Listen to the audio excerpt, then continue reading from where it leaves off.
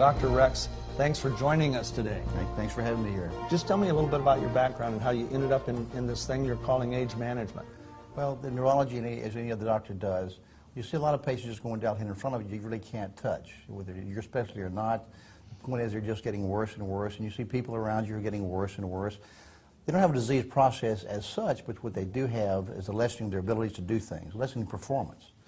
You know, that the mountain climbing goes away, and the bicycling goes away, then golf clubs go away, and these racks go away, and finally they don't do very much. They're not sick, but they're just not doing very much. So you know there's something going on with everybody in a case like that. Not just one or two people, but everybody does that. It's a universal commonality when that happens. So in about 1990, I saw the articles that came out by Dr. Rudman, Daniel Rudman, who talked about growth hormone. I figured there's probably going to be a practice here someplace that keeps people healthy, it's wellness-based, it's proactive, actually keeps people healthy so they don't develop the disease of aging. Now the thing that, as a neurologist, I worry about is Alzheimer's and ALS and strokes and things like that, as well as heart attacks and vascular disease. And so these are all diseases of aging. You don't see those before about 40. When you do, it's really pretty rare. So these are diseases of aging. And so what's aging? Aging is this pathological process, a series of things which come along, which gradually break down our defenses, about after 40, about the damage is ahead of the repair cycle. The repair no longer can take place as fast as the damage takes place, and you go downhill slowly but inevitably. So as it turned out over the next decade, approximately from 1990 to about 2000, it became a specialty of optimal balance of hormones. And what you find out is once you put the hormones back in like they were before 40, then patients get very, very healthy again. But it takes a good, healthy eating program, a good regular exercise program, not extreme, but regular, and your hormones. With those in place, patients do very, very well. They go back to where they were and they stay there. Wow. And they remain healthy. And genetically, we can live a long time. We can live well. But the important thing is quality of life, how well you live. And health is not the absence of disease. Health is performance. Just because you're not sick doesn't mean you're not having problems. But performance, we measure performance. And when we find people declining in performances after 40, we can put them back up on top again. Wow, wow. Now, how did you hear about Max? And tell me about how Max came into your life and into your practice. Dr. Keller was going to come speak at his conference. And I said, I got to get together with him. He knows a lot about glutathione. It's really a great substance. So a couple of nights before the conference, I looked on the net. I said, I've got to have some of this stuff. Saw the research, saw the science behind it, so I signed up. I came to the conference, and actually you were there, and I met you there. And so from there on, my interest in Max and Max GHL really came on. And I've seen the science. I see what's happening with my patients.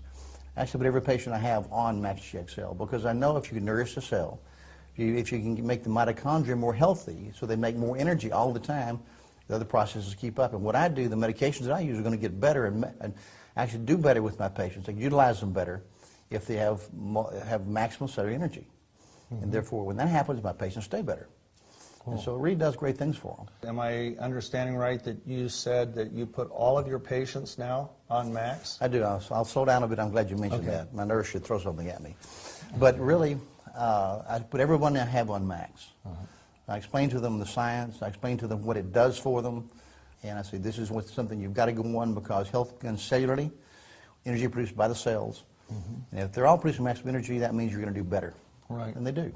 Now, tell me what that means. We get it into the cell begins to manufacture more glutathione. What happens next? Basically, that's basic support for the cell structure.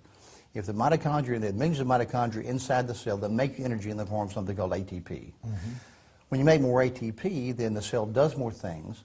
And so glutathione, since it's declining after about 20 actually, once you put it back in, the cell makes more energy and therefore can do what it's supposed to do. From the immune system on up. Immune system, strength, endurance, just performance. And performances say health is performance. It's not just the absence of disease processes. Now, when you started on GXL, what did you personally notice?